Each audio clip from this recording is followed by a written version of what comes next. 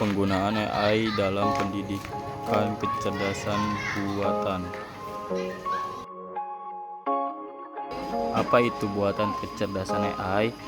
Teknologi yang memungkinkan mesin atau sistem komputer untuk melakukan tugas-tugas yang biasanya memerlukan kecerdasan manusia, seperti memahami bahasa, mengenali pola, belajar dari pengalaman, mengambil keputusan, dan memecahkan masalah. Tujuannya mempercepat proses kerja dan mengurangi kesalahan manusia. Sejarah perkembangan AI masa awal tahun 1940-an hingga 1950-an. Warren McCulloch dan Walter Pitts mempublikasikan teori tentang jaringan saraf tiruan. Model pertama bagaimana neuron bekerja secara biologis dan logis. Tahun 1950, Alan Turing mempublikasikan makalah Computing Machinery and Intelligence dan memperkenalkan tes Turing, sebuah kriteria untuk menentukan apakah sebuah mesin dapat dianggap cerdas. Tahun 1956, konferensi Dortmund, acara bersejarah di Dortmund College, Amerika Serikat, tempat istilah Artificial Intelligence secara resmi diciptakan oleh John McCarthy, sering disebut sebagai Bapak AI. Acara ini menandai lahirnya bidang AI sebagai disiplin ilmu. Sejarah perkembangan AI di masa keemasan dan musim dingin AI pertama tahun 1950-an hingga 1970-an. Optimisme tinggi dan pengembangan program awal seperti General Problem Solver tahun 1974 sampai 1980. Musim dingin AI Winter karena kurangnya kemajuan dana riset dipotong dan ekspektasi yang terlalu tinggi menyebabkan periode stagnasi. Kebangkitan sistem Pakar dan musim dingin kedua tahun 1980-an hingga 1990-an. Munculnya sistem Pakar, program AI yang dirancang untuk meniru kemampuan membuat keputusan dari seorang ahli manusia yang dipopulerkan di perusahaan. Akhir 1980-an, awal 1990-an, awal musim dingin kedua, pasar sistem Pakar runtuh karena biaya pemeliharaan yang tinggi dan kegagalan memenuhi janji. Era Deep Learning dan AI modern tahun 2000-an hingga sekarang. Kemajuan signifikan dalam komputasi GPU, ketersediaan data besar, dan algoritma machine learning. Tahun 2012, kebangkitan Deep Learning, pembelajaran mendalam yang menggunakan jaringan saraf tiruan yang kompleks seperti AlexNet, merevolusi pengenalan gambar. Tahun 2016, program AI Google AlphaGo mengalahkan juara dunia permainan Go, dianggap lebih kompleks dari catur, menandai tonggak sejarah baru. Akhir 2010-an, sekarang generatif AI, munculnya modal bahasa besar seperti GPT dan Gemini yang mampu menghasilkan teks, kode, dan gambar yang sangat canggih, memimpin revolusi di bidang pendidikan dan industri lainnya. Dampak positif AI dalam pendidikan. Dampak positif AI sebagian besar berfokus pada efisiensi, personalisasi, dan peningkatan aksesibilitas. Personalisasi pembelajaran adaptive learning. AI mampu menganalisis kecepatan belajar, gaya belajar, dan kelemahan spesifik setiap siswa secara real time. Keuntungan, materi soal latihan dan umpan balik dapat disesuaikan secara individual, memastikan setiap siswa belajar pada tingkat optimal. Mereka ini meningkatkan hasil belajar secara signifikan. 2. Efisiensi tugas administrasi guru. AI dapat mengotomatisasi tugas-tugas berulang, dapat memakan waktu seperti mengoreksi ujian, menilai esai, terutama tata bahasa atau struktur, mengelola data nilai, dan menyusun rencana pelaksanaan pembelajaran RPP awal. Keuntungan, guru memiliki lebih banyak waktu untuk fokus pada bimbingan individual, reaksi emosional, dan pengembangan kurikulum yang lebih mendalam, alih-alih terbebani administrasi. 3. Aksesibilitas dan dukungan 24/7.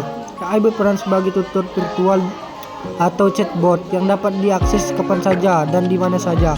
Keuntungan, siswa di daerah terpencil atau mereka yang belajar di luar jam sekolah dapat mewujudkan pertanyaan, mendapatkan penjelasan konsep yang sulit, atau berlatih kapanpun mereka butuh tanpa keterbatasan waktu. 4. Analisis data pembelajaran. AI mengolah data besar untuk mengidentifikasi pada belajar seluruh kelas atau siswa yang berisu tertinggal. Keuntungan. Institusi pendidikan dan guru dapat membuat keputusan berbasis data, melakukan intervensi dini, dan menyesuaikan strategi pengejaran secara proaktif. Dampak negatif AI. Dampak negatif dan risiko AI dalam pendidikan. Dampak negatif AI sebagian besar berkaitan dengan isu ketergantungan, etika, dan kesenjangan. 1. Ketergantungan dan penurunan kemampuan kritis. Penggunaan AI yang berlebihan, misalnya menggunakan ChatGPT untuk menyelesaikan semua tugas, dapat menyebabkan siswa menjadi terlalu tergantung pada teknologi. Risiko. Hal ini menghambat pengembangan kemampuan berpikir kritis, pemecahan masalah mandiri, dan kreativitas siswa yang merupakan keterampilan esensial di dunia nyata.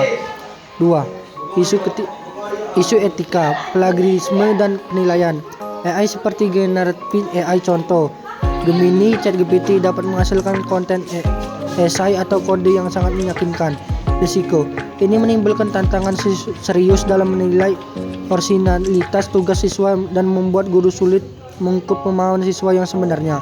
3. Kesenjangan digital. Aplikasi AI yang paling canggih dan efektif seringkali membutuhkan perangkat keras, internet cepat, atau bahkan biaya berlangganan. Risiko. Hal ini dapat memperburuk kesenjangan antara siswa di wilayah yang memiliki akses teknologi yang baik, kota besar, sekolah kaya, dan yang tidak, daerah terpencil, sekolah dengan sumber daya terbatas. 4. Privasi dan keamanan data. Sistem AI pembelajaran adaptif mengumpulkan data sensitif tentang kinerja, gaya belajar, dan kelemahan siswa. Risiko. Pengumpulan dan penyimpanan data ini meningkatkan risiko kebocoran data pribadi siswa jika tidak dikelola dengan sistem keamanan yang kuat. 5. Pengurangan interaksi manusiawi. Meskipun tutor AI efisien, mereka tidak dapat menggantikan peran emosional dan sosial yang diberikan oleh guru. Risiko. Ketergantungan pada interaksi dengan AI dapat mengurangi pengembangan keterampilan sosial, empati, dan kolaborasi siswa. Kesimpulan, AI adalah alat bantu yang kuat, bukan pengganti bagi guru dan proses pelajaran. Dampak positifnya dapat dimaksimalkan dengan integrasi yang bijak, sementara dampak negatifnya harus dimitigasi melalui kebijakan sekolah, etika penggunaan, dan fokus pada penguatan keterampilan yang tidak dapat digantikan oleh AI. Seperti berpikir kritis, kreativitas, dan karakter. Beberapa contoh aplikasi AI. Khan Academy, fokus pembelajaran mandiri dan akademik. Kegunaan AI digunakan untuk menganalisis kemajuan siswa dan memberikan rekomendasi pelajaran dan latihan yang spesifik dan bertarget, membantu siswa mengisi kesenjangan pengetahuan mereka. Khan Academy juga telah mengintegrasikan model bahasa seperti GPT-4 dalam produk barunya, Khan Migo, yang bertindak sebagai tutor AI untuk siswa dan asisten untuk guru. Nah, kita langsung masuk ke kelasnya dengan keyword Khan Academy.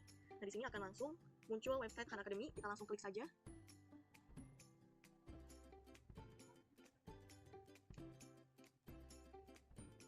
Karena sebelumnya ada akun, saya keluarkan terlebih dahulu. Oke, saya akan ulangi kembali dengan cara masuk. Lanjutkan dengan Google. Nah, disarankan untuk memasuki Khan Academy ini dengan akun Google.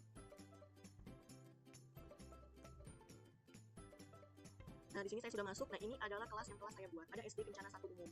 Ini telah saya persiapkan. Sudah saya masukkan materi beserta tugas-tugasnya, dan saya tidak akan membuat tutorialnya bagaimana cara memasukkannya, karena saya akan berfokus dengan bagaimana cara siswa mengakses kelas Khan Academy. Nah, ini ada nama-nama siswa yang sudah masuk. Kemudian tambahkan siswa baru. Nah, seperti yang sudah saya jelaskan sebelumnya, bagaimana cara menambahkan siswa baru itu dengan 3 cara: mengundang dengan Google Classroom, bergabung dengan tautan kelas, dan membuat akun siswa. Karena saya tidak memiliki akun Google Classroom dengan siswa, saya akan mengundang siswa dengan tautan bergabung. Saya akan klik, kemudian disalin, dan selesai. Nah, setelah itu saya akan membagikannya di grup WhatsApp. Setelah siswa menerima tautan untuk bergabung ke kelas Khan Academy di grup WhatsApp, siswa akan mengklik. Nah, sebelumnya saya keluarkan terlebih dahulu karena ini masih akun guru saya. Nah, setelah siswa mendapatkan tautan untuk bergabung, maka siswa akan menuliskannya seperti ini. Nah, kemudian buat akun baru. Nah, sebelumnya akan diminta tanggal lahirnya. Ini kita bisa menuliskannya sesuai tanggal lahir masing-masing. Lanjutkan dengan Google. Baik, saya akan masuk.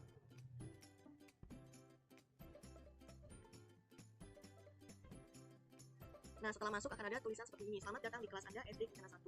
Setelah guru membuat target penguasaan atau menambahkan tugas untuk Anda, kelas ini akan muncul di navigasi kiri pada beranda Anda. Jika Anda tidak melihat apapun, ingatkan guru bahwa Anda menunggunya atau cobalah memindahkan halaman. Oke, lanjutkan. Nah, jadi terlihat di sebelah kiri ya. Nah, di sini sudah ada tugas. Nah, tugas ini adalah yang telah disiapkan oleh guru di kelas yang sebelumnya. Kemudian, kelebihan dari Khan Academy ini adalah kita bisa melihat progres yang telah kita kerjakan sebagai siswa. Apa saja yang sudah kita kerjakan, apa saja yang belum, ini akan muncul di sini. Kemudian profil kita juga akan bertambah jika kita telah mengikuti banyak pembelajaran di kelasnya. Dan kita bisa melihat siapa guru yang akan mengajar kita. Dari sini gurunya ada Ibu Isnilda. Nah, kita bisa melihat akun kita sebagai siswa. Di sini ada rumah pelajar. Rumah pelajar adalah yang tadi telah yang muncul di awal setelah kita masuk kelas. Kemudian di sini ada pengaturan. Nah, di pengaturan ini kita bisa mengatur informasi apa saja yang bisa kita buat di akun. Tadi saya menggunakan akun ya Irianto. Nah, di sini saya menentukan bahasanya, kita menggunakan bahasa Indonesia. Nah, di sini ada email orang tua atau wali. Nah, karena di Khan Academy ini sangat disarankan untuk pengguna di bawah umur 13 tahun ini memiliki email orang tua atau wali. Jadi menghubungkan gitu, agar bisa terhubung dan orang tua atau wali ini bisa mengubah peraturan akun kita dan juga bisa melihat gitu, bagaimana progres kita. Nah, ini bisa ditambahkan akun email orang tua dan di sini ada aksesibilitas, sembunyikan konten, kurang direkam masih hilang tawaran. Jadi kita bisa mengatur sendiri dan pengaturan yang ada di sini juga bisa diakses oleh email oleh orang tua atau wali yang telah terhubung emailnya di kelas Khan Academy. Seperti itu. Nah, ini salah satu keunggulannya. Nah, selain itu kita juga bisa meminta bantuan. Kita tinggal meminta saja apa yang kita butuhkan di sini, seperti itu. Ada help centernya, community report, dan kita bisa masuk kembali. Kita kembali yang awal, dan di sini juga kita bisa keluar gitu, untuk mengganti seperti yang tadi saya lakukan di awal. Saya keluar terlebih dahulu dari akun guru saya dan sekarang menuju akun siswa. Nah, seperti ini. Nah, dan di akun siswa ini karena memang berbahasa Indonesia masih kurangnya sumber daya guru yang mengisi kelas Khan Academy ini, sehingga yang hanya ada di sini adalah matematika saja dari kelas 1 hingga kelas 6. Tapi jika menggunakan berbahasa Inggris tentu saja berbeda gitu. Banyak sekali varian mata pelajaran yang bisa dipelajari dan tingkatannya juga sangat bervariasi gitu, bukan hanya pada kelas 1 hingga kelas 6. Seperti itu. Dan kita bisa langsung mencari materinya di sini. Jika kita ingin mencari semisal materi selain yang telah ditugaskan oleh guru, kita juga bisa mencarinya di sini. Misal kita ingin mencari tentang pecahan. Kemudian akan muncul, nah ini banyak sekali pecahan yang ingin kita pelajari. Jadi memang Khan Academy ini kita bisa belajar secara mandiri gitu. Tentu saja dengan bimbingan orang tua. Nah, kemudian kita kembali lagi ke rumah pelajar kita. Kita akan menyelesaikan tugas-tugas yang telah diberikan oleh guru. Tugas-tugasnya seperti apa? Nah, seperti ini. Sebelumnya di waktu tugas ini bermacam-macam. Nah, di sini ada bintang, kemudian ada segitiga. Segitiga ini artinya play, artinya kita bisa play sebuah video dan kita menonton materi mengenai menghitung gambar. Ini menghitung benda. Sedangkan bintang ini menunjukkan kita untuk mengisi sebuah latihan. Nah, dan di tugas ini juga sudah memiliki tanggal dan tenggat waktu. Jadi ini selalu diupdate gitu. Bagaimana jika kita mengerjakan hari ini, maka nanti tenggat waktunya telah tertera kapan. Dan jika kita mengerjakan pada saat tenggat waktu, maka akan terhitung mundur waktunya. Nah, kita akan mencontohkan memulai dari melihat materi. Nah, ini dia menghitung gambar. Mari kita play videonya. Halo adik-adik, hari ini kita belajar menghitung objek pada gambar yuk. Kita mulai ya, ada berapa banyak orang pada gambar di bawah ini? Nah, sekarang kita lihat gambarnya ya, dan ayo kita mulai hitung ya. Ini ada 1, 2, 3, 4, 5, 6. Ada 6 orang, jadi kita bisa jawabnya ada 6 orang ya. Kita lanjut ke gambar berikutnya ya. Nah, pertanyaannya ada berapa banyak roda? Pause adik-adik. Yang kedua, ada Elsa Speak, fokus pembelajaran bahasa Inggris. Speaking, kegunaan AI. Aplikasi ini menggunakan AI untuk mendengarkan pelafalan penggunaan, mendiagnosis kesalahan spesifik, intonasi, tekanan, dan lain-lain, dan memberikan umpan balik instan secara latihan yang dipersonalisasi untuk membantu penggunaan pembicaraan bahasa Inggris dengan aksen yang lebih baik. Plays. You want to change careers and start a new job. Hey, it's so great to see you. What made you decide to change careers? I just wasn't feeling fulfilled in my old job and wanted to try something new. I completely understand where you're coming from. Kita bahkan bisa dapetin langsung assessment summary-nya juga loh, lengkap banget kayak gini. Selain itu, kalau kalian lagi butuh latihan yang lebih spesifik lagi kayak IELTS atau Business English, kalian bisa banget pakai fitur certification courses. Selain itu, di Elsa Speak Premium juga ada speech analyzer di mana kita bisa melatih speaking bahasa Inggris kita dengan bebas tanpa mengikuti teks yang tersedia. Ini fiturnya web-based, jadi terpisah sama app-nya. What is your favorite food? My favorite food is pasta because of its versatility. It comes in various shapes and sizes, and it's quick and easy to cook, making it a favorite for many. Do you prefer to eat at home or eat out? I prefer eating at home, especially when my husband cooks delicious pasta for us while we watch movies together. Eating at home is safer, cheaper, and allows us to customize our meals to our taste preference, making it a more hygienic option. Nah, kalau udah tinggal klik finish deh. Tinggal tunggu beberapa saat untuk memproses recording kalian. Nah, kalau udah selesai kayak gini, kalian tinggal klik view my result dan tada, kalian bisa langsung dapetin overall speaking score kalian. Kesimpulan, kecerdasan buatan adalah teknologi yang memungkinkan mesin meniru kemampuan manusia seperti belajar, berpikir, mengambil keputusan, dan memecahkan masalah. AI bekerja dengan mengelola data dalam jumlah besar dan menemukan pola untuk menghasilkan prediksi atau tindakan yang sesuai.